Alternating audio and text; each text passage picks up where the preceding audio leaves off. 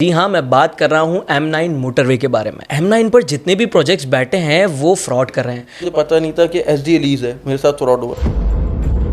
कुछ लोग कह रहे हैं कि यार M9 पर जितनी भी इन्वेस्टमेंट की वो वेस्ट हो गई। हर बंदे का अपना सोचने का नज़रिया होता है। अच्छा, आपने बहरिया का जिक्र किया। बहरिया भी आजकल काफ़ी डाउनफॉल में है, बहुत से लोगों का बहुत नुकसान हुआ है वहाँ पे। उस पर आप क्या कहेंगे? अब बहरिया में लोगों का नुकसान हुआ है, लेकिन कुछ लोगों का फ़ायदा भी तो हुआ है। हम ये क्यों भूल जाते हैं? आप प्रॉपर्टी को स्टॉक की तरह ट्रीट करोगे तो उसने नीचे भी तो आना है। ऐसे ही है। एक प्रीसेंट में 3 से 4 अगर एक दिन में कस्टमर आ गए तो उस प्रीसेंट की प्राइस ही शूट कर जाती थी उस दिन। बहरिया ने लोगों को कमा के भी दिया, लोग बने भी हैं। M9 का कोई फ्यूचर नहीं है, कोई स्कोप नहीं है। अगर आप लोग ये सोच रहे हैं कि 6 महीने में रिटर्न होगा तो बिल्कुल भी नहीं है। इसमें मैं दो बड़े जायंट्स की बात ही नहीं कर रहा जिनके ऊपर कैलकुलेटर खत्म हो जाएगा, उनकी कैलकुलेशन मैं और आप कर नहीं सकते। बहरिया और डीएचए सिटी। मुझे ऐसा लगता है कि ज़्यादातर फ्रॉड धोखेबाजी तो बिल्डर्स की साइड से ही होती है ना।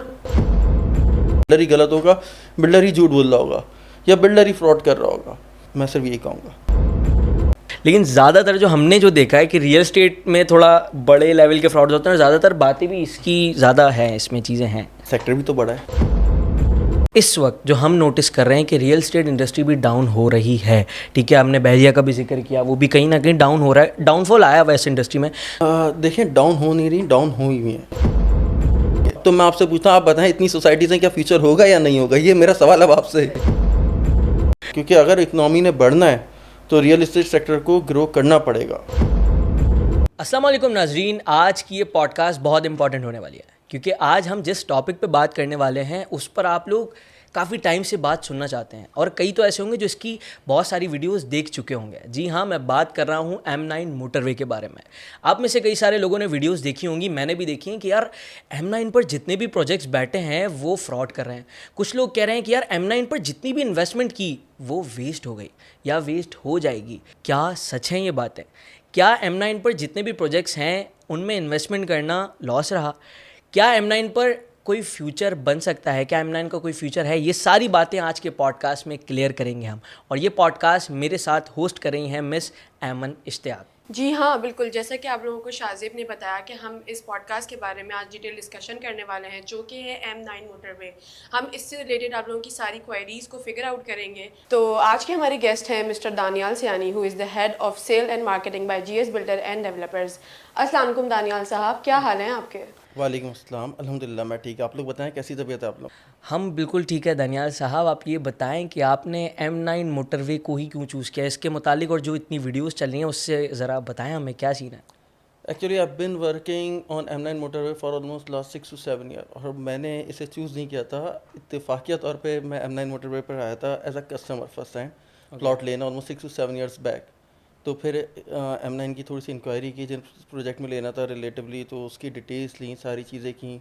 तो करते करते फिर कुछ जानने वालों को दिलाया, रेफरेंसेस में ज़ाहिर रेफ़र कर दो तो आप कोई अच्छी चीज़ ले रहे हो तो 200 यारों को होते होते फिर आज अल्हम्दुलिल्लाह 6-7 साल हो गए मैं M9 मोटरवे पर ही काम कर रहा हूँ। That's great. मगर आजकल कुछ वीडियोस सर्कुलेट हो रही हैं जिसमें बहुत सारी नेगेटिव बातें हो रही हैं। उसमें कह रहे हैं कि M9 का कोई फ्यूचर नहीं है, कोई स्कोप नहीं है, या उसमें कोई रिटर्न नहीं है। तो आप क्या कहेंगे इस बारे में?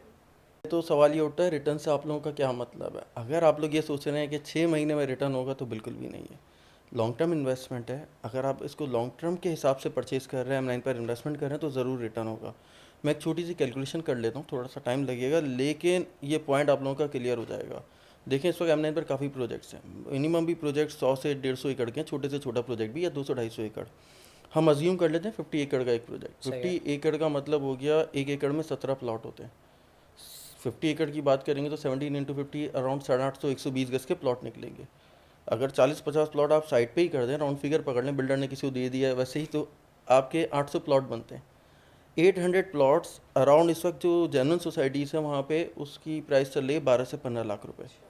सही, 12 से 15 लाख रुपए, वो भी आपको किस्तों में देना है।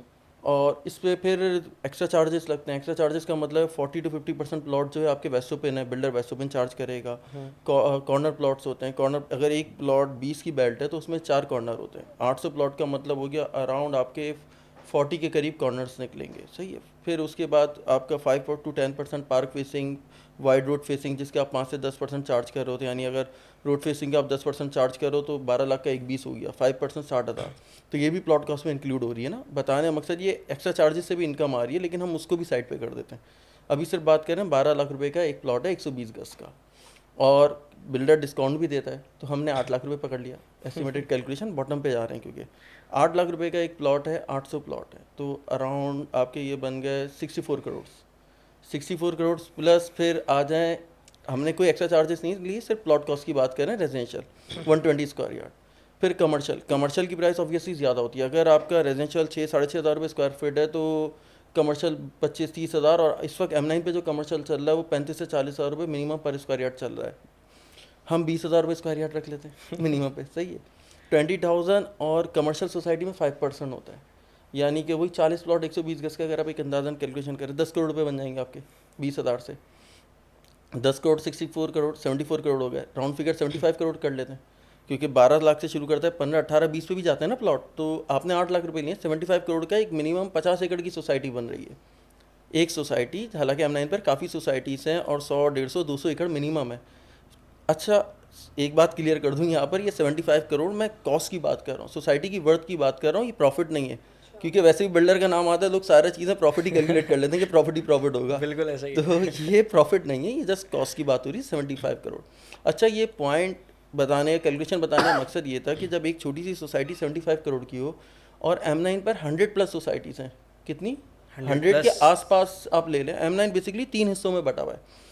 पहले आपकी हाई एंड की सोसाइटी है जिसमें बहरिया DHA सिटी आया था, फिर है आपका जो नूरियाबाद से पहले पहले लगता है दे बब्बरबन है, दे कल्लुकोहार है, उसके बाद दे कोहिस्तान है।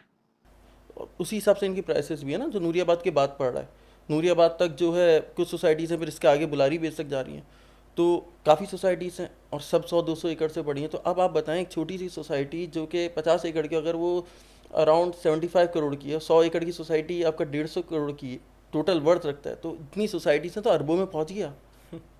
इसमें मैं दो बड़े जाइंट्स की बात ही नहीं कर रहा, जिनके ऊपर कैलकुलेटर ख़त्म हो जाएगा, उनकी कैलकुलेशन मैं और आप कर नहीं सकते। बहरिया और DHA सिटी वो इस कैलकुलेशन से बाहर है। उसके अलावा देखें तो यहाँ पर साइमा मौजूद है, रूमी है, गुलमोहर है, ASF है आपका। इसके अलावा और भी मिनी कराची स्मार्ट सिटी है आपका, कमांडर सिटी है, और भी कई सारी सोसाइटीज़ हैं। सबके नाम लूँगा तो काफ़ी टाइम लग जाएगा, जो कि 7 वंडर सिटी फ़ेज़ 1 फ़ेज़ 2, तो सारी सोसाइटीज़ आ ही रही हैं और कुछ सोसाइटीज़ डिलीवर हो चुकी हैं यहाँ पर। तो इतने बिल्डर्स, रूमी हो गया, किंग्स हो गया, बड़े नाम मौजूद हैं, साइमा मिड टाउन मौजूद है। तो आप कैसे कह सकते हैं कि यहाँ पर ऑलमोस्ट हर दूसरा बिल्डर मौजूद है और यहाँ का कोई फ्यूचर ना हो? अब तो मैं आपसे पूछता हूँ, आप बताएं, इतनी सोसाइटीज़ हैं, क्या फ्यूचर होगा या नहीं होगा? ये मेरा सवाल अब आपसे।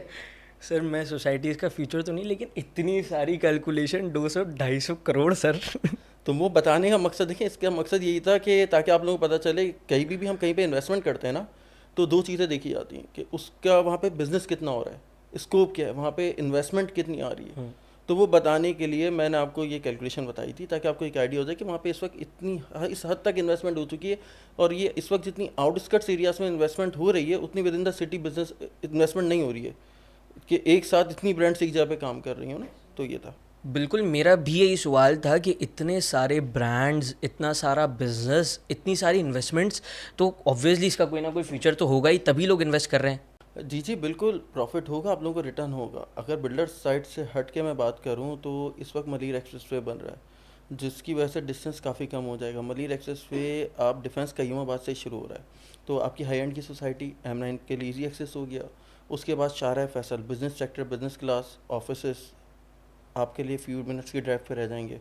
फिर एयरपोर्ट, मेमन गोट से पहले एक इंटरचेंज उसका उतर रहा है, तो मेमन गोट का मतलब हो गया आप एयरपोर्ट से नज़दीक होगा M9 मोटरवेज को लेकर।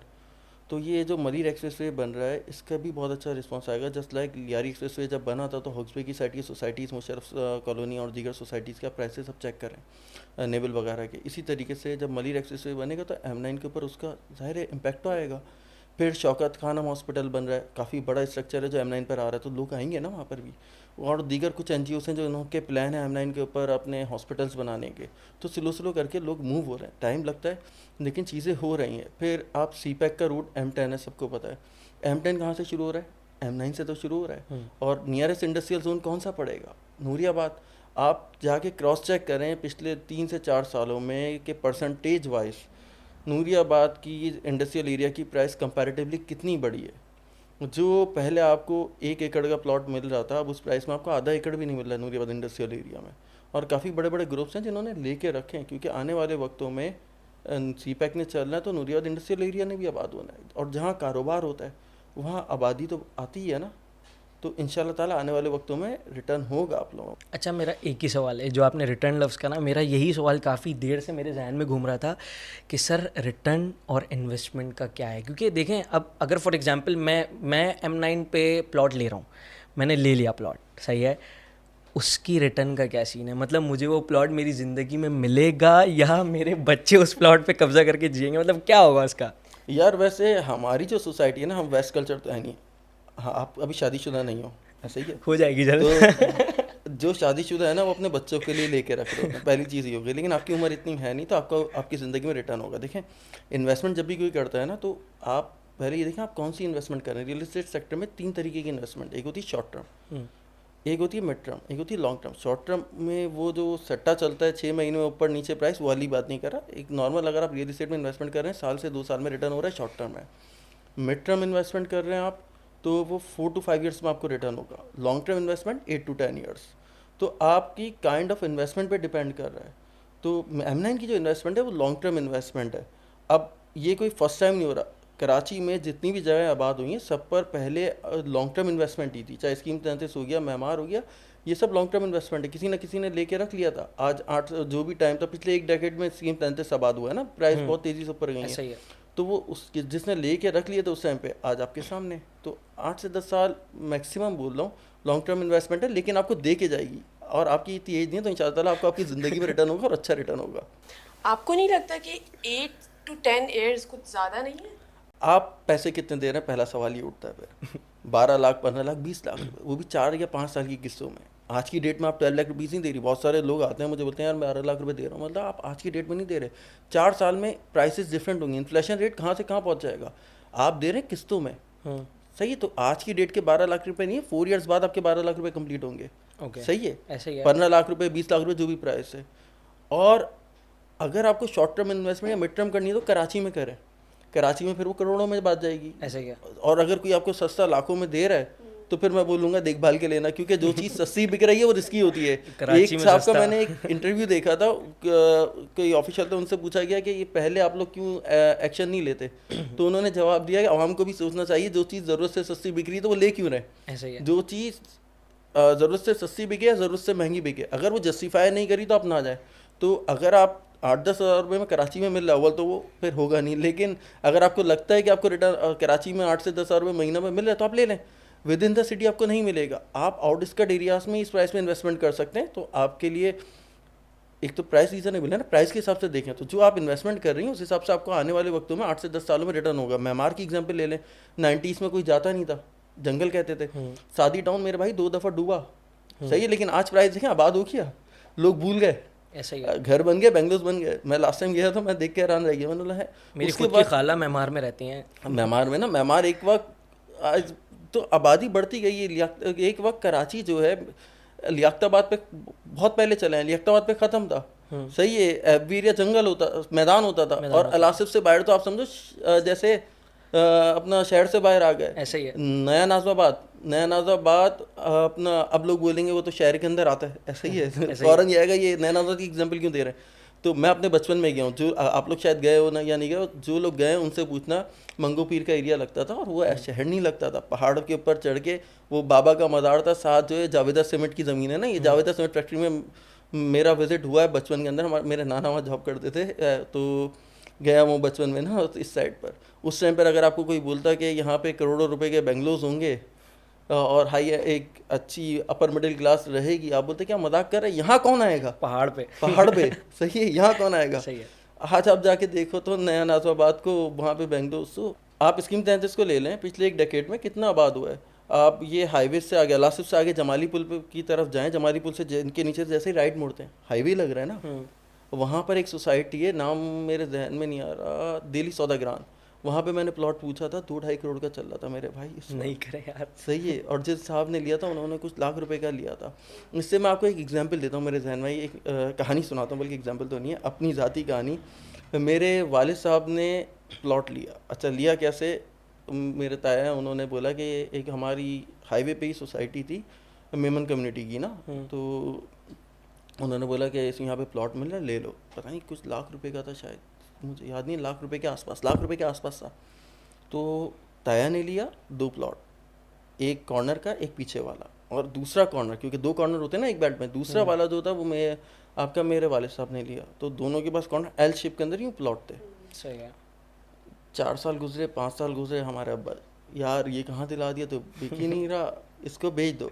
ताया ने रख ले भाई, नहीं क्या करेंगे, इससे अच्छा है काम में पैसे लगा दूँ। ताया ने बोला, जब मेरा अब्बा माने नहीं, ताया ने बोला तू बेच नहीं, मुझे दे दे।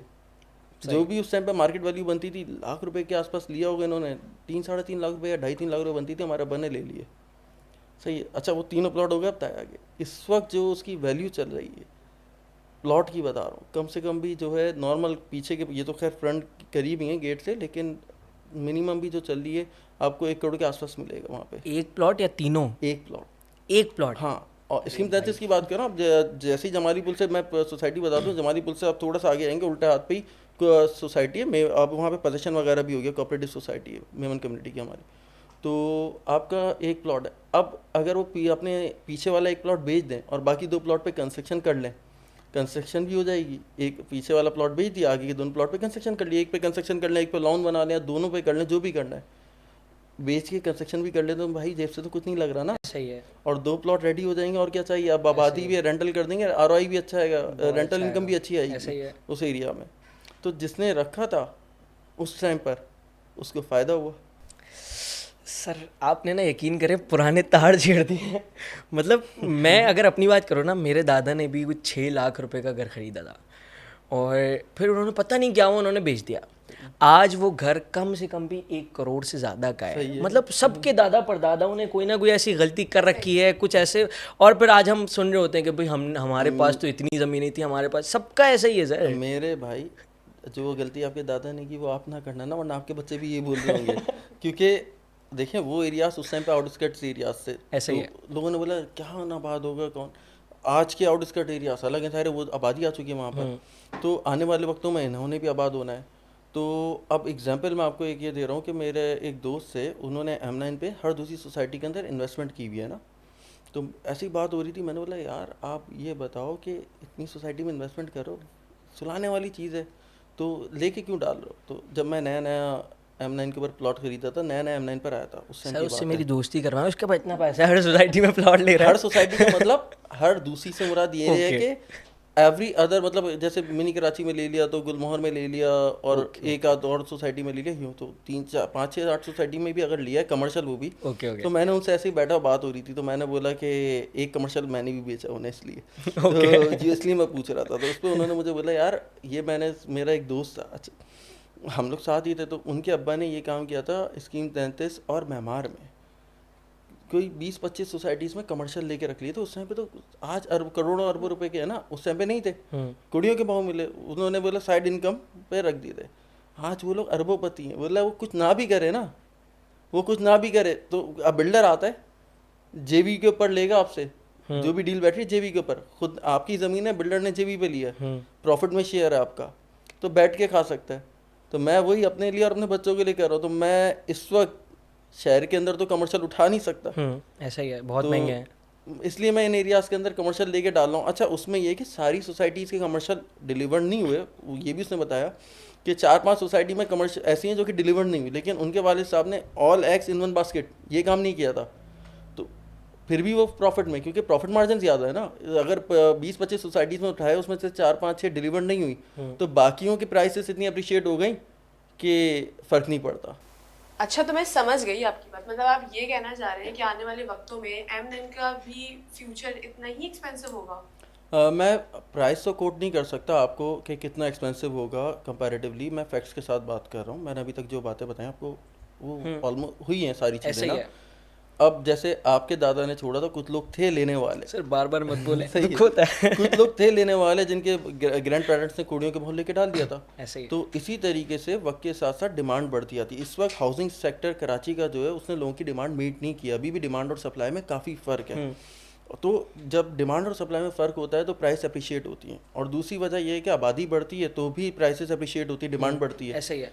अब स्कीम टेंजर्स की एग्जांपल लें, सस्ता था तो लोग आगे मूव हुए, क्योंकि आबादी बढ़ी, प्राइस बढ़ी तो लोग आगे मूव हुए, अफोर्डेबिलिटी में फ़र्क आया फिर स्कीम 33 महंगा हो गया तो लोग और आगे मूव हुए, अब स्कीम 45 की साइड पे जा रहे हैं, M9 की तरफ आएंगे इंशाल्लाह। इसी तरीके से मेमार था, मेमार लोग इतनी दूर क्यों गए थे जो लोगों ने प्लॉट लिया था, ऐसा ही बनाना शुरू किया कि रेंट से बचें जिन लोगों ने लिया, वहाँ पे जाके, और आज मेमार भी करोड़ों में पहुँच गया है। सर सुरजानी जैसा एरिया सर- इतना आबाद हो चुका है। शादी डाउन, तो वो सरजानी के कुछ बैक साइड के ऊपर मुझे आज भी याद है, बहुत पहले मैं गया था तो मैं यकीन माने गांव समझ रहा था सरजानी को। ऐसे ही है, ऐसे ही मुझे है। जगह जगह ग्रीनरी थी और ऐसे ही है। बारिश हुई थी, उसके बाद गया था, काफ़ी टाइम पहले की बात कर रहा हूँ। आज आप जाके देखें तो क्या हुआ कि जगह सस्ती थी, लोग आगे मूव हुए शहर से, कि उनकी अफोर्डेबिलिटी नहीं बन रही थी। और वैसे भी हमारे यहाँ एक कॉमन कॉन्सेप्ट है जो कि है शरीयत में भी है कि जब पेरेंट्स का अल्लाह ताला सबके पेरेंट्स को सलामत रखे, पेरेंट्स का इंतकाल होता है, जायदाद बढ़ जाती है। अब जिनके पेरेंट्स ने 8-10 जायदाद ज़्यादा है वो तो घर डिवाइड हो जाएंगे, लेकिन जो एक घर में रह रहे हैं सब, आज निकल उनका घर बिकना है। घर बिकना है तो या तो उन्होंने रेंट पे आना है, या तो अपना जो पैसे उनको मिले वहाँ उसी अमाउंट में कहीं ना कहीं लेना है। तो शहर एक्सपेंड होना ही है, पॉपुलेशन बढ़नी है, डिमांड बढ़नी है, प्राइस बढ़नी है, और लोगों ने आगे मूव होना है। जैसे मेमार गए लोग, जैसे आपका स्कीम 33 गए, अब यहाँ की प्राइसेस भी तो जाके चेक करो यार, करोड़ों में कितनी आगे बढ़ गई। तो ऐसे ही है। अब जिनके पास वो पैसे नहीं वो आगे लेंगे, तो ये साइकिल चलती रहेगी। और एक और बात, वैसे भी हम किसी चीज़ में अच्छे हो ना हो, आबादी बढ़ाने में बहुत अच्छे हैं। सही है। और आबादी ने तो रुकना नहीं है, जब आबादी ने नहीं रुकना तो डिमांड और सप्लाई ने, तो डिमांड ने बढ़ना है, और आपका डिमांड ने बढ़ना है, प्राइसेस बढ़नी है, लोगों ने आगे मूव होना है। मतलब आप ये कह रहे हैं कि आने वाले वक्तों में कराची और हैदराबाद के दरमियान जो फासला है ये ख़त्म हो जाएगा और कराची और हैदराबाद एक हो जाएगा, ये कहना चाह रहे हैं? यार ये मैं नहीं कह सकता, कि बहुत सारे लोग ये बोल रहे होते हैं कराची हैदराबाद एक हो जाएगा। हाँ, मैंने भी सुनी है बातें। I don't think so. हो सकता है, हो नहीं, जो चीज़ मुझे यकीन ना हो, श्योरिटी ना हो, वो मैं सर बोल नहीं जितने सकता। तेज़ी से प्रोजेक्ट्स बढ़ रहे हैं और हम देख रहे हैं कि अब ये तो हाईवे देखिए, पर भी चीज़ें। अगर आप इन्वेस्टमेंट कर रहे हैं, हो सकता है एक हो सकता है ना हो, लेकिन आपको रिटर्न ऑन इन्वेस्टमेंट चाहिए ना, कैपिटल गेन ऐसे ही चाहिए। है। तो हैदराबाद कराची एक होना उससे फ़र्क नहीं पड़ता, आपको रिटर्न होगा। तो कभी आपने सोचा था कि कराची का टोल प्लाजा आगे आ जाएगा, या जो सब्ज़ी मंडी शहर के अंदर थी वो हाईवे पे जाएगी, हाईवे पे और जाएगी। क्या जहाँ पे गाय मंडी लगती थी वहाँ पर लोग आके रहेंगे, करोड़ रुपए। तो रिटर्न मेट्रोपॉलिटन सिटीज़ के साथ छोटे टाउन भी आबाद हो जाते हैं, टोल के बाद ही है ना बहरिया। और आपका एक और ग्रुप है जो कि अभी नाम जान मेरा, बिल्कुल टोल से पहले लेफ्ट साइड पे BRB वालों की सोसाइटी, करोड़ों रुपए के घर हैं वहाँ पे, बिल्कुल टोल से पहले। आपने सोचा था कि टोल से जस्ट पहले करोड़ों रुपए के घर होंगे। तो आबादी बढ़ रही है, और फिर जैसे जैसे वहाँ पे लोग रहेंगे, डिमांड बढ़ेगी, वहाँ पे आपका कारोबार नूरियाबाद में मौजूद है, शहर वह फैलता जाता है, डिस्टेंस कम होता जाते हैं। जो आज आपको डिस्टेंस ज़्यादा लग रहा है, एक एग्जांपल है, मेमार में बहुत सारे लोग रह रहे हैं, वो शहर नहीं आते। मैं पहले जॉब जहाँ करता था, काम जहाँ करता था, मेरा ऑफिस था सदर में, उसके बाद मेमार मूव हुआ हमारा ऑफिस। तो जब मेमार मूव हुआ, मुझे स्टार्ट में कोफ्त आ रही थी, मेमार कौन जाएगा, मेरी अभी एरिया में रिहाइश है ना, मेमार कौन जाएगा हाईवे पर। लेकिन यकीन मानो जब मैंने मेमार जाना शुरू किया ना, फिर मुझे सदर जाने में कोफ्त आती। अरसा हो जाता है, मुझे साल हो जाता है, मैं सदर की साइड नहीं आता। मेरे घर के पास जब सारी चीज़ें नेसेसिटीज़ मौजूद हैं तो मैं सदर क्यों जाऊँगा। कभी घूमने या किसी वैसे फैमिली के साथ चला गया वो अलग चीज़ है। आपका घर लकीवन मॉल वहाँ पर है, सही, पर आपको करना है, बाकी दीगर चीज़ें तमाम तर नेसेसिटीज़, होटल, रेस्टोरेंट, सब कुछ मेरे सराउंडिंग में मौजूद है। मेरा ऑफिस गुलशन में, आज तो ऑफिस आसपास सारी चीज़ें तो वही चल रहा होता है। और जब मैं मेमार में जॉब कर रहा था तो घर से मेमार और फिर सारी चीज़ें वहीं पे। तो इसी तरीके से जो मेमार में रह रहा है वो काम से आता होगा। जब लोग जाके रहना शुरू करते हैं तो वहाँ पे नेसेसिटीज़ आ जाती हैं। तो इंशाल्लाह ताला आने वाले वक्तों में आपको रिटर्न होगा, चाहे हैदराबाद कराची एक हो या ना हो। सर हमने पूरा कराची घूम लिया, हमने मुस्तकबिल डिस्कस कर लिया, हमारे बच्चे डिस्कस हो गए, हमने अपने दादा परदादाओं का जिक्र कर लिया। अब मैं आता हूँ मेन पॉइंट पर। सर जाम शोरो लीस्ट, जिसके बारे में मैंने बहुत सारी वीडियोस देखी, चंद एक लोग हैं जो इसके बारे में बहुत सारी डिफरेंट बातें करते हैं, डिफरेंट पर्सपेक्टिव्स हैं, उस पर आप क्या कहेंगे? यार देखें, हर बंदे का अपना सोचने का नज़रिया होता है, लेकिन कुछ लोग मेरी नज़र में बायस और इंतहा रेसिस्ट होते हैं, तो वो उसी परसेप्शन में बात कर रहे होते हैं। कराची से आगे क्या इंसान नहीं रहता है? रहते ही है ना। बिल्कुल रहते हैं। तो कराची से, अच्छा, प्रिटेंड ऐसे कर रहे होते हैं कि कराची जैसे दुबई हो, world class infrastructure, wide road networks, आपका perfect sewerage system, safety security यहाँ पर हो, कोई छीना झपटी ना हो, ऐसा कराची है। God. और हम बिल्डर्स लोगों को बाहर लेके जा रहे हैं कराची से, एक ऐसी दुबई से बाहर लेके जा रहे हैं जैसे गुनाह ना हो कराची से बाहर लेके जाना। अब लोग बोलेंगे यार ये कराची की बुराइयां कर रहे हैं, देखो मैं सही बात बता रहा हूँ, आप निकलो तो रोड में, आपका आइडिया होगा, है ऐसा। ऐसे ही है। तो उसके बाद वो इस तरीके से प्रिटेंड कर रहे हैं, मैं कराची की बुराई करना नहीं चाह रहा, फैक्ट्स बता रहा नहीं हूँ। आप आप सही कह रहे हैं लाहौर, सर, कराची वो घर का वो बड़ा बेटा है जो घर में सबको पालता है, लेकिन वो उस बेचारे की कोई वैल्यू नहीं है। ऐसे ही यार है। लाहौर और इस्लामाबाद आप जाओ, यकीन मानो दुख होता है। हम कराची में रहते हैं ना, जब हम लाहौर और इस्लामाबाद विजिट करते हैं दुख होता है। वो भी जब यहाँ आते हैं उन्हें दुख होता है। यार कराची का क्या हाल है? खैर हम अपने टॉपिक से हट जाएंगे, कराची के ऊपर अगर डिबेट करने आएंगे इंफ्रास्ट्रक्चर के ऊपर बहुत लंबी बहस है। एक डिफरेंट वीडियो बन सकती है, और अगर आपको कोई वीडियो चाहिए कमेंट में बता देना, हम बनाएंगे दानिया साहब के साथ ये वीडियो। तो खैर ये है कि कुछ लोग अपने परसेप्शन में बात कर रहे होते हैं कि कराची से हटा रहे हैं। मेरे भाई, आपको कराची से हटाने वाली बात नहीं है। आप सोसाइटीज़ बन रही, शहर एक्सपेंड हो रहा है, जिन लोगों कुछ लोग रहेंगे, आप ना रहो ना, आप इन्वेस्टमेंट करो, कुछ लोग ताकि रहेंगे। या फिर कराची को ऐसा कर दोगे कराची में रहें लोग। सर कराची को कर भी दोगे तो लोग कहाँ से लेके जाओगे आप? वर्टिकली या तो आप शहर को बढ़ाना शुरू कर दो, फिर पोर्शन सीवरेज सिस्टम पहले ही चौक हो गया। क्यों है कि आपके पोर्शन पे पोर्शन बने, इसी वजह से तो है, आबादी बढ़ती जा रही है। पोर्शन पे पोर्शन की वजह से सीवरेज प्लानिंग आपकी वही है। ऐसे ही एक जो प्लानिंग के अंदर मास्टर प्लान में ग्राउंड+1 का अप्रूवल है, वहाँ पे ग्राउंड+4 बना हुआ है। और खौफ पता है कहाँ आता है? कभी आप लियाकताबाद चले जाओ, ऐसा और भी एरियाज हैं कराची में, मुझे पता चला था लियाकताबाद मेरा विजिट हुआ, वो मेरे कंधे पे मेरे कंधे के सारे उसका कंधा लगा हुआ, मतलब एक दूसरे की बिल्डिंग्स के साथ बहुत मिली हुई बिल्डिंग। मतलब आपने एक वाकया हुआ था कराची में, कहीं पे एक बंदे ने अपने घर के अंदर काम कर रहा था तो बराबर वाले का घर गिर गया था, बिल्डिंग गिर गई थी। ये हुआ है वाकया, मुझे सही से याद नहीं है, मैं कोट करने में गलती कर रहा हूँ, लेकिन क्यों? क्योंकि 80 गज है, ग्राउंड+4 बनाया हुआ है। लियाकताबाद में तो 40 गज पे ग्राउंड+4, 5, 6 बने हुए। तो अब आप मुझे बताओ, इस घर में लड़ाई हो उस घर तक आवाज़ें जानी। तो इस तरीके से तो ऑलरेडी बना हुआ है ना, तो शहर ने तो फैलना, आबादी को आप कहाँ लेके जाओगे? और बाकी जहाँ तक बात रही SDA लीज की ना, तो SDA भी ऐसे ही है जैसे KDA है, KMC है, गवर्नमेंट के इदारे ना, LDA हमने तो नहीं बनाया SDA। ऐसा ही है। और आपको रिटर्न होगा तो बहरिया टाउन की एग्जांपल ले लें। आज से कुछ टाइम पहले अगर मैं आपको कहता कि यहाँ पर करोड़ों रुपए का टोल के बाद ही है ना, करोड़ों रुपए का आपको प्लॉट मिलेगा, आप नहीं लेते। लेकिन मलिक साहब की तारीफ तो करनी बनती है इस बात के ऊपर। मलिक रियाज साहब ने जो विजन देखा, जंगल में मंगल बना दिया, जंगल में मंगल बना दिया मलिक साहब ने। उसके अलावा आप बहरिया से हटके, कराची से हटके, अभी आपको एक एग्जांपल दे देता हूँ। कुछ लोगों ने कासिमाबाद और हैदराबाद बाईपास पे इन्वेस्टमेंट की थी, हैदराबाद वाले भी थे, कराची के भी कुछ लोग हैं जिनको मैं जानता हूँ, उन्होंने इन्वेस्टमेंट की थी एक वक्त। कासिमाबाद में कोई जाता नहीं था, आज वहाँ पे बेंगलुरु तो देखें, हैदराबाद के 1-2 एरियाज हैं जो अभी कुछ पिछले एक डेकेड में जहाँ की प्राइस बढ़ी है। बाईपास के रेट देख लें हैदराबाद के, जिन लोगों ने लिया वो कराची छोड़ के थोड़ी गए। हैदराबाद की बहुत सारे जब कराची मूव हो गए, उन्होंने वहाँ पे इन्वेस्टमेंट की थी।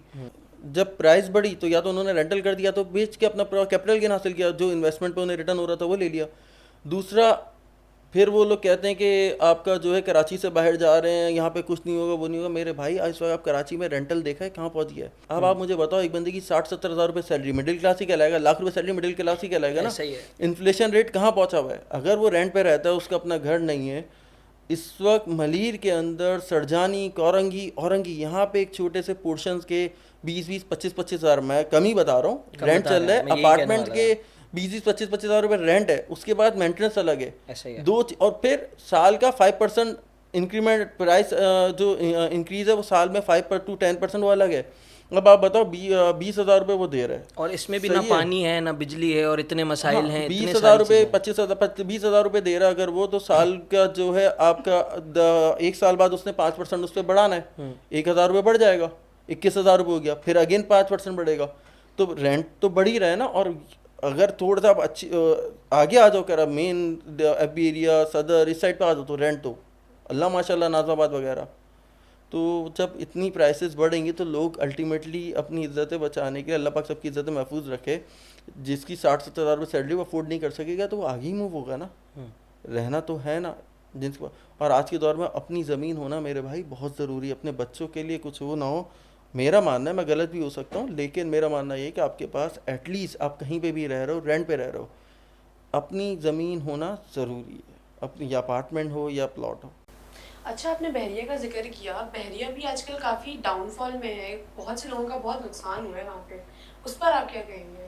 बहरिया में लोगों का नुकसान हुआ है, लेकिन कुछ लोगों का फ़ायदा भी तो हुआ है। हम ये क्यों भूल जाते हैं? जब कोई चीज़ नेगेटिव होती है तो जो उसके पॉजिटिव साइड है वो भूल जाते हैं। बहरिया ने लोगों को कमा के भी दिया, लोग बने भी हैं। एक मुहिम मेरे जहन में आ गई, कुछ टाइम पहले देखी थी मैंने, बहरिया के ब्रोकर्स पे थी।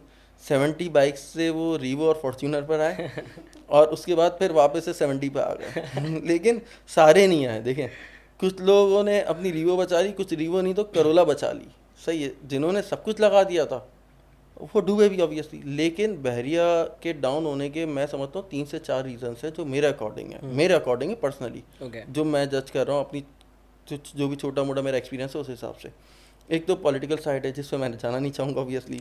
दूसरा हम भी नहीं जाना चाहेंगे दूसरा बहरिया की मैनेजमेंट के कुछ डिसीजंस जिससे जो मेरी नज़र में नहीं होने चाहिए थे।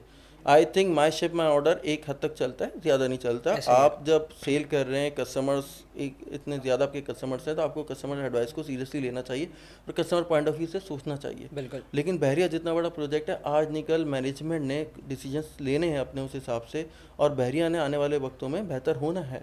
जितना खूबसूरत बहरिया बना हो इस वक्त, आप जाके देखो आपको दिल खुश हो जाए, लगता ही नहीं आप कराची में हैं जिस हिसाब से पाकिस्तान में। नया नाज़िर में कोई फ़र्क नहीं है।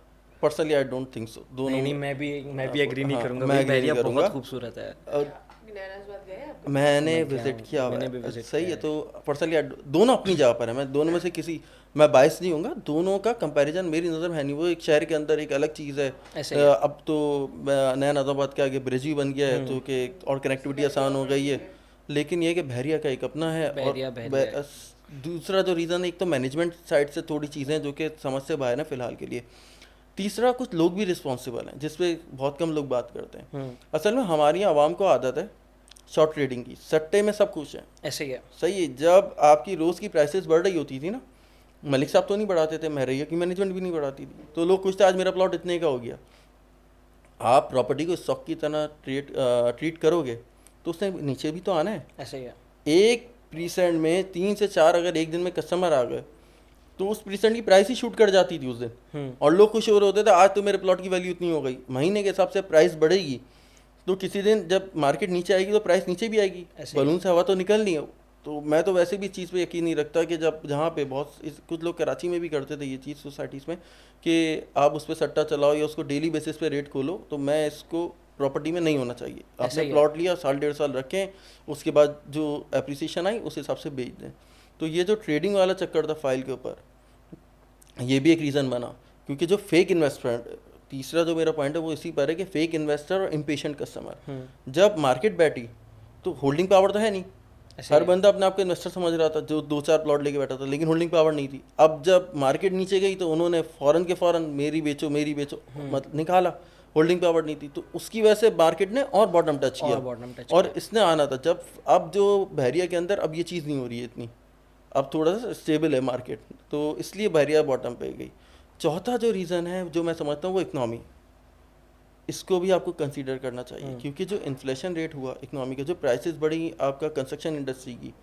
देखिए, अगर हम कोई बिल्डिंग अपार्टमेंट कोई भी चीज़ कंस्ट्रक्शन कर होते हैं 4-5 साल के प्लान पे बेच रहे हैं, तो उसकी एक कैलकुलेशन करते हैं। मैं आपको एक अपार्टमेंट दे रहा हूँ 1.5 करोड़ रुपये का, तो मैंने उसकी कैलकुलेशन की होगी, जो मेरी कॉस्टिंग आ रही है मुझे अंदाज़ा है 4 साल का, आज की डेट में ये प्राइस है। मैं एक एस्टिमेटेड कैलकुलेशन करने के बाद उसके बाद उसमें 10% इन्फ्लेशन रेट लगाता हूँ साल का, कि 4 साल में ज़ाहिर इन्फ्लेशन आनी 10%। फिर एक होता है 10% लगा लेते हैं हम आसमानी सुलेमानी का। आसमानी सुलेमानी का मतलब है जो भी बुराई आनी है, उड़ती हुई आ गई जो आपको नहीं पता, अनप्लैंड जिसे आप कहते हैं, उसका आपने 10% लगा लिया, तो 4 साल का 40% लगा लिया। उसके बाद मैं एक मार्जिन रखता हूँ अपना, उसके बाद मैं एक मार्जिन रखता हूँ अपना कि ये मेरा प्रॉफिट मार्जिन होगा, फिर मैं कॉस्टिंग निकालता हूँ ना। लेकिन अगर प्राइसेस 200% से 250% बढ़ जाए साल में, या 100% भी बढ़ जाए, तो मेरी तो सारी कॉस्टिंग फेल है। जो सरिया लाख 1.25 लाख रुपए टन हो वो आपका 2.5 से 2.25 लाख रुपए टन पे पहुंच जाए, सीमेंट की बोरी जो 700 की हो 1300 पे पहुंच जाए, इसके अलावा पेंट हो गया, बाकी बॉन्ड और XYZ जितना भी आपका रेलेवेंट कंस्ट्रक्शन से मटेरियल है वो सब इसी तरीके से एक साल में बढ़ जाए, टैक्सेस बढ़ जाए, तो कॉस्टिंग तो हिल गई ना। फिर जिनका टर्नओवर छोटा था, 1-2 प्रोजेक्ट लेकर बैठे थे, उन्होंने सोचा कि इस वक्त या तो साइड लेना बेहतर है, फेस करने से बेहतर है साइड पर हो जाए। मैं उन्हें डिफेंड नहीं कर रहा हूँ कि इस वजह से वो गए, वो एक अलग टॉपिक है, मैं बात कर रहा हूँ रीज़न क्या था। तो जब वो लोग गए तो मार्केट और नेगेटिव हो गई बहरिया की। अच्छा, इसमें बहरिया के जो प्रोजेक्ट चल रहे थे वो चलते रहे, जितनी प्राइस बढ़ी बहरिया के उन प्रोजेक्ट्स पे काम हो रहा है। मैं बात कर रहा हूँ प्राइवेट बिल्डर्स की, तो इस वजह से मार्केट और नेगेटिव हुई। तो ये 3-4 रीज़न है, और भी हो सकता है कुछ लोग इस बात से एग्री ना करें, उनका अपना पॉइंट ऑफ व्यू, लेकिन इस वजह से बहरिया की मार्केट डाउन हुई है। बट लेट्स होप हमारे मुल्क की इकनॉमी भी बेहतर हो आने वाले वक्तों में, क्योंकि हम लोगों ने अल्टीमेटली यहीं रहना है, यहीं काम करना है, चीज़ें बेहतर हो और बहरिया की मार्केट भी बेहतर हो, ताकि आमीन जिन सर। लोगों का जो लॉस हुआ है वो उनको रिटर्न हो जाए इंशाल्लाह ताला। सिर्फ 2 चीज़ें हैं इस वक्त हमारे ज़ुबानों पर, पाकिस्तान जिंदाबाद या पाकिस्तान से जिंदाबाद। चले दुआ कर सकते हैं इकोनॉमी नहीं यार, ये जिंदाबाद और ये इतना नेगेटिव नहीं होना चाहिए, स्पेशली मैं समझता हूँ यूथ को नहीं होना चाहिए। सर आप तो इतना कमा रहे negative। ना, आप क्यों बोलेंगे? यार ये एक छोटा सा कॉन्सेप्ट है, रियल एस्टेट सेक्टर में बिल्डर में आप कमा रहे हो, ऐसा नहीं है। जितना प्रेशर हम लोगों के ऊपर होता है, जितना प्रेशर बिल्डर्स पे होता है जो है, वो एक ज़ाहिर है जो लेन देन है हमें हमारे ऊपर भी काम पे असर आ रहा है ना। एक बंदा एक्स्ट्रा इन्वेस्टमेंट करता है अपनी एक्स्ट्रा इनकम से, अब नहीं बच रही तो वो भी फंसा हुआ है, तो हमारे ऊपर भी इम्पैक्ट आ रहा है। बट ये है कि ये जिंदा भाग वाली चीज़ और नेगेटिव हो रही है। इंशाल्लाह ताला चीज़ें बेहतर होंगी, इंशाल्लाह। उम्मीद करनी चाहिए हमारे ताला से अच्छी ना। अच्छा, आपने डॉक्यूमेंटेशन का जिक्र किया तो मेरे जहन में ऐसी एक सवाल आया कि डॉक्यूमेंटेशन और डिलीवरी को लेके हमें क्या देखना चाहिए? देखें, डॉक्यूमेंटेशन की जहाँ तक बात है, सबसे पहले मैं ये कहता हूँ किसी भी जगह इन्वेस्टमेंट करने से पहले आप पेपर्स देखें। अच्छा। आप सबसे पहले तो देखें लैंड ओनर कौन है, ज़मीन जो बेच रहा है उसके नाम पर है। फॉर्म 7 पे ओनर का नाम चेक करें, जो बिल्डर है उसका नाम, जो मतलब जो भी आपको बेच रहा है उसकी ओनरशिप देखें और लैंड ओनरशिप देखें। अगर वो पावर पे काम कर रहा है तो पावर चेक करें कि पावर जो उसके पास है या नहीं है, ज़मीन की लैंड की पावर चेक करें अगर बिल्डर पावर पे काम कर रहा है। उसके बाद आप NOC for sale and advertisement देखें। ये जो एसबीसी यूजुअली लोग बस एसबीसी के NOC for sale and advertisement देख रहे होते हैं, जबकि वो उसका मकसद ये है कि वो एसबीसी ने उनको राइट दिया वो ज़मीन पे बेच सकते हैं। लेकिन उसके अलावा भी कुछ अप्रूवल्स हैं जो सोसाइटीज़ के लिए चाहिए होते हैं, जैसे कि आपका यूटिलिटीज़ की एनओसी हो गई, उसके बाद हैस्को का कनेक्शन हो गया या एसएचजीसी का कनेक्शन हो गया, जो भी रेलेवेंट इलेक्ट्रिसिटी का अदारा है उसका कनेक्शन एनओसीज हो गई, वेरिफिकेशन ऑफ लैंड हो गई, मास्टर प्लान हो गया, इसके अलावा आपका मुख्तियार कार का अप्रूवल हो गया। आप ये सारी चीज़ें देखें कि ये हैं या नहीं है बिल्डर के पास। एसडी की या आप एमडीए के अंदर अगर ज़मीन आ रही तो एमडीए की जो सोसाइटी कंस्ट्रक्शन की एनओसी है वो चेक करें। उसके बाद आप बिल्डर का प्रोफाइल देखें कि उसके प्रीवियस प्रोजेक्ट कौन से हैं। अगर उसका पहला प्रोजेक्ट है तो हर बिल्डर कभी ना कभी तो स्टार्ट लेता ही है, तो अगर पहला प्रोजेक्ट है मसला नहीं है, लेकिन उसका प्रीवियस एक्सपीरियंस क्या है, डिलीवरी को लेकर उसका क्या प्लान है, उसने अब तक क्या काम किया, उसकी टीम से मिलके आप उनकी इंटेंशन देखें। अगर वो आपको ट्रस्टेबल लगे, उनका जो काम अब तक हुआ है वो ट्रस्टेबल लगे, डॉक्यूमेंटेशन सारी चीज़ें, प्रीवियस एक्सपीरियंस एक्सपर्टीज़ हैं, तो फिर आप ऑल्दो पहला प्रोजेक्ट हो, चीज़ें कंप्लीट हो, तो आप इन्वेस्टमेंट करें। लेकिन पहले डॉक्यूमेंटेशन और ये सारी चीज़ें देखने के बाद ही आप जो है वहाँ पे इन्वेस्टमेंट करें। ये सही आपने जिक्र किया। मैं इसमें ऐड ऑन करूँगा कि बहुत सारे लोग ऐसे होते हैं जो प्राइस दिख रहे होते हैं कि भाई साल में प्राइस बढ़ेगी क्या नहीं, बट ये बहुत अच्छा पॉइंट है कि आप डिलीवरी एंड डॉक्यूमेंटेशन को देखें, क्योंकि फ्रॉड भी बहुत ज़्यादा हो रहते हैं इसी मार्केट में, कि फाइल्स के भी फ्रॉड हो रहे होते हैं। फिर कई लोग होते हैं जो झूठ बोल के भी बेचते हैं, तो ये उस झूठ पर क्या बोलने कहेंगे वाली आप? बात मुझे ध्यान में, ये एक वीडियो मैंने भी देखी जिसकी आप बात कर रहे हैं हाँ। कि मेरे साथ झूठ बोल के बेचा गया कि कराची के अंदर नहीं, आप यही बात कर रहे हैं ऐसे ही मैं उसी का कह रहा हूँ। तो कराची के अंदर मैं उस पर एक छोटी सी कॉमन सेंस की बात है कि आपने जो है अपना M9 पे किसी भी सोसाइटी में प्लॉट लिया, आपने फिजिकली जाके विजिट किया होगा, रास्ते में मेरे भाई टोल प्लाजा तो आया होगा सही है। आप बोल लो 1 साल बाद मुझे पता चला ये कराची में नहीं आ रहा, तो और अगर आपने आके विजिट नहीं किया, बहरिया तो गए होगे, टोल प्लाजा रास्ते में आता है, इतना एडवांस दौर है, कहीं पे भी नहीं गया, मोबाइल में तो देखा होगा, आपको कैसे नहीं पता यार, आपने जगह ले ली, आपको पता नहीं, 1 साल बाद पता चला कराची में नहीं आ रही है, कराची से बाहर है, आप जो कह रहे हो। तो कॉमन सेंस की बात है। असल में मसला ये है कि सबको पता है बिल्डर को लेके सोचने कुछ लोग ऐसे, बिल्डर को लेके लोगों के जहन में कॉन्सेप्ट है बिल्डर ही गलत होगा, बिल्डर ही झूठ बोल रहा होगा या बिल्डर ही फ्रॉड कर रहा होगा। और जहाँ तक बात है प्रॉफिट की, तो कुछ लोग सोच रहे थे प्रॉफिट तो बिल्डर के पास बहुत ज़्यादा आ रहा होगा, तो वो जब कोई बात, अब एक बंदा अगर इंस्टॉलमेंट नहीं पे कर रहा, मैं उनकी बात नहीं कर रहा, वैसे कह रहा हूँ कि किसी की कोई इंस्टॉलमेंट पे नहीं कर रहा, तो बिल्डर के पास राइट है कि वो फाइल कैंसिल कर दे, क्योंकि अगर 2 लोग हैं वो पेमेंट कर रहे हैं और एक बंदा पेमेंट नहीं कर रहा, तो हाँ, उसने तो डिलीवरी देनी ना, उन 2 लोगों का क्या कसूर है जिन्होंने लिया हुआ है वो पेमेंट कर रहे हैं। उसमें अगर आपकी या किसी भी XYZ की वजह से आपकी कोई नाराज़गी होगी बिल्डर के साथ, आप सोच रहे मैं वीडियो बना के डाल दूँ, तो ऐसा कैसे हो सकता है यार, कॉमन सेंस की बात है। और वो भी बात आप वो कर रहे हो कि आपको पता ही नहीं था ये कराची से बाहर है, तो ये थोड़ा सा हैरान कुन है। कि इस तरीके से। फिर एक और वीडियो मैंने देखी जिसमें उन्होंने कहा कि मुझे पता नहीं था कि एच डी लीज है, मेरे साथ फ्रॉड हुआ। आप मुझे एक बात बताओ, कमिटमेंट दोनों का है, बिल्डर का भी होता है, कस्टमर का भी होता है, सही है कि दो बिल्डर का डिलीवरी कमिटमेंट है, कस्टमर का पेमेंट कमिटमेंट है। कस्टमर साइड से तो अगर कमिटमेंट पूरा ना हो तो चल जाता है, वो एक्सक्यूज़ भी चल जाता है, बिल्डर साइड से नहीं चल सकता, सवाल ही नहीं उठता, चल भी नहीं सकता। तो अब अगर आप पेमेंट नहीं कर रहे कोई है तो आप, कोई भी रीज़न हो सकता है, किसी वजह से बिल्डर से इख्तिलाफ हुआ, आपने कह दिया कि मुझे पता नहीं था एच डी लीज है। यार सिंपल सा सवाल है, आपने अब ज़मीन ली, आपने अगर पेपर नहीं देखे, गलती किसकी है? आपकी। क्योंकि डॉक्यूमेंट्स तो देखो, और अगर डॉक्यूमेंट्स देखे तो डॉक्यूमेंट्स में तो लिखा हुआ होगा एसडीए। अगर ज़मीन एमडीए में आ रही तो एमडीए लिखा हुआ होगा, पेपर्स अप्रूवल मिला होगा तो वहाँ पे लिखा होगा ना ऐसी कौन से इदारे ने अप्रूवल दिया। जब अप्रूवल आपने नहीं देखे तो आपकी गलती है, तो आप बिल्डर को फ्रॉड कैसे कह सकते हो कि अपना कि बिल्डर ने मेरे साथ फ्रॉड किया कि एसडीए लीसा मुझे नहीं पता था। भाई एसडीए के अंदर आ रहा है, आपका काम है अप्रूवल्स देखो, उसके बाद अप्लाई करो, वरना आप पूछो उनसे, और अगर वो नहीं बता रहा कि ये कौन सा है तो फिर आप लो ना। सही, तो आप बीइंग अ कस्टमर, आपका काम है कि आप पहले जगह विजिट करें, और जिसने लिया उसने विजिट की होगी ऑब्वियसली, और पेपर्स देखें। तो ये कहना थोड़ा सा बस में है ये कि अगर किसी ने जगह डिलीवर कर दी और टाइमली आपको हैंड ओवर कर दिया, तो मैं तो ये कहूँगा डू अप्रिशिएट हिम ना। उस इस तरीके की बात नेगेटिव उसके लिए करना जिसने आपको जगह डिलीवर कर दी, आपको पोजीशन दे दिया, लीज दे दी, तो आप कह रहे एसडी लीज दी है, तो ये थोड़ा सा गलत बात है मेरी नज़र में। अच्छा, तो आप ये कह रहे हैं कि ज़्यादातर मिसकमिटमेंट कस्टमर की साइड से होती है, बट आई डोंट एग्री। मुझे ऐसा लगता है कि ज़्यादातर फ्रॉड, धोखेबाजी तो बिल्डर्स की साइड से ही होती है ना। बद अच्छा बदनाम बुराई तो सुना ही होगा जी आपने। बिल्कुल। आप मुझे ये बताएं किस फील्ड में फ्रॉड और धोखेबाजी नहीं है। आप एक एग्जांपल दे रहा हूँ, आप अभी एक शॉप से गोल्ड की कोई चीज़ लें, दूसरी शॉप में बेचने जाएं, 8 से 10 नुक्स वो आपको वैसे ही बता देगा।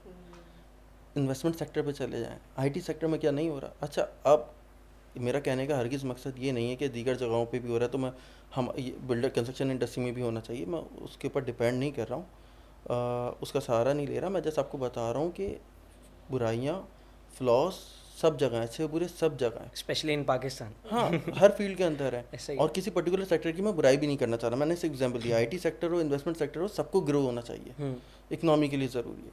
इसी तरीके से कंस्ट्रक्शन इंडस्ट्री एक अहम रोल प्ले करती है किसी भी ग्रोइंग इकनॉमी में ना।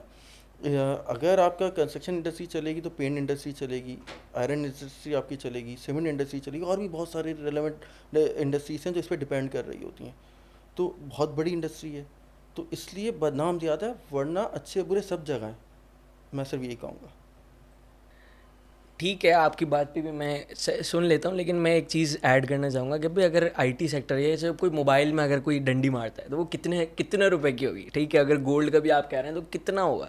लेकिन ज़्यादातर जो हमने जो देखा है कि रियल स्टेट में थोड़ा बड़े लेवल के फ्रॉड्स होते हैं, ज़्यादातर बातें भी इसकी ज़्यादा है, इसमें चीज़ें हैं। तो देखें, आप मोबाइल के और उसका कंपैरिजन बनता नहीं है ना, दोनों की प्राइसेस में फ़र्क है।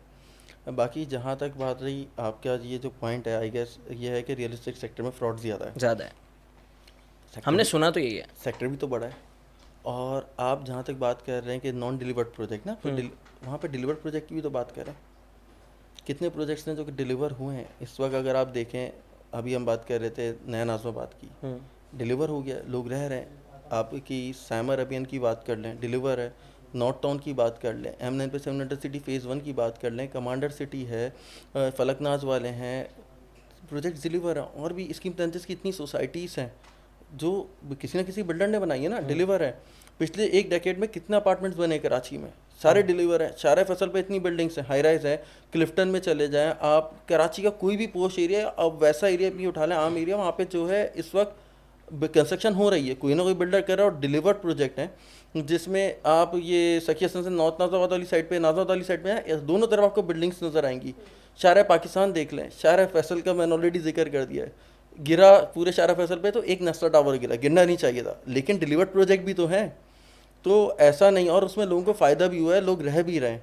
तो बहुत सारे प्रोजेक्ट्स मैंने आपको गिनवा दिए, इतनी सारी सोसाइटीज़ मैंने आपको गिनवाई हैं। तो मेरे भाई ऐसा नहीं है कि सिर्फ फ्रॉड है, डिलीवर्ड भी हैं और बहुत सारे लोगों को फ़ायदा भी है, लोगों ने इन्वेस्टमेंट किए हैं। अच्छा, तो आप ये कहना चाह रहे हैं कि सब कुछ अच्छा है, इन्वेस्टमेंट अच्छी है, इन्वेस्टमेंट लाइक हम करते रहें, तो आपका क्या ख्याल है उन कस्टमर्स के लिए जो आपके M9 के प्रोजेक्ट में इन्वेस्ट करना चाह रहे हैं? देखें, मैं हमेशा एक बात कहता हूँ कि ज़मीन का ज़मीन होना ज़रूरी है, देख के ज़रूर जाएगी। ज़मीन का ज़मीन होना ज़रूरी है, अगर बड़ी ये बात बात कह रहे हैं, समझें। बहुत बड़ी बात कह रहे सही हैं है। तो क्योंकि रियल एस्टेट इन्वेस्टमेंट ना आज भी सबसे रिस्क फ्री इन्वेस्टमेंट है। Terms and condition apply, word लगा दिया मैंने कि वही टर्म्स एंड कंडीशन है, ज़मीन का ज़मीन होना ज़रूरी है, क्योंकि इजी कैश है ना, आपने लिया, आप जब चाहें इसे बेच सकते हैं। हाँ, लॉन्ग टर्म इन्वेस्टमेंट में ये चीज़ नहीं होती, क्योंकि वरना कुछ लोग बोलेंगे यार मेरा प्लॉट है बिकवा दो, बिक नहीं रहा, तो वो लॉन्ग टर्म इन्वेस्टमेंट पे ये चीज़ अप्लाई नहीं होती। बट ये कि विद इन द सिटी अगर आपने इन्वेस्टमेंट की हुई है तो अपना हाथ तो हाथ आपका हो सकता है, और अगर आपने आउटस्कर्ट एरियाज में की हुई है तो आने वाले टाइम पे वो भी बिक जाएगी।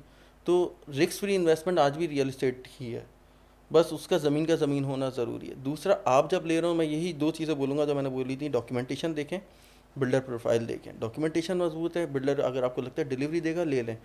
क्योंकि प्राइस बढ़ना ज़रूरी नहीं है, आपकी चीज़ आपको मिलना ज़रूरी है। तो अगर आपकी चीज़ आपको टाइमली मिल रही है, आपको दे के जाएगी। पोजीशन आपको मिलना चाहिए टाइमली, जो भी बिल्डर का कमिटमेंट है उस पर। अच्छा, last but not the least, जो हमने ऑब्जर्व किया है, जो हमने इस इंडस्ट्री को जितना भी स्टडी किया, आप जितनी भी सारी बातें बता रहे हैं, अच्छी इंडस्ट्री है लेकिन फ्रॉड्स भी हैं, सारी चीज़ें हैं। इस वक्त जो हम नोटिस कर रहे हैं कि रियल एस्टेट इंडस्ट्री भी डाउन हो रही है। ठीक है, हमने बहरिया का भी जिक्र किया, वो भी कहीं ना कहीं डाउन हो रहा है, डाउनफॉल आया हुआ है इस इंडस्ट्री में। तो आप क्या समझते हैं, मतलब क्या वजूहात हैं और कैसे इन चीज़ों को बेहतर कर सकते हैं? देखें, डाउन हो नहीं रही, डाउन हुई हुई है, हो गई है, हो चुकी है, बॉटम पर है इस वक्त। सही है।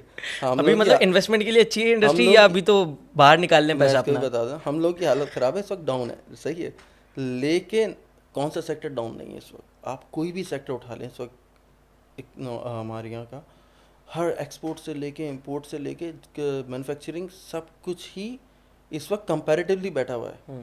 सही, एक छोटा बिजनेस करने वाला हो या एक शॉपकीपर हो, सबके काम पे इम्पैक्ट आया हुआ है ना। तो हमारा तो काम ही ऐसा है कि लोग जिसके पास, देखें हमारा काम बहुत रिस्की है, मैं हमेशा कहता हूँ, क्योंकि हमारे काम से लोगों की उम्मीद जुड़ी हुई है।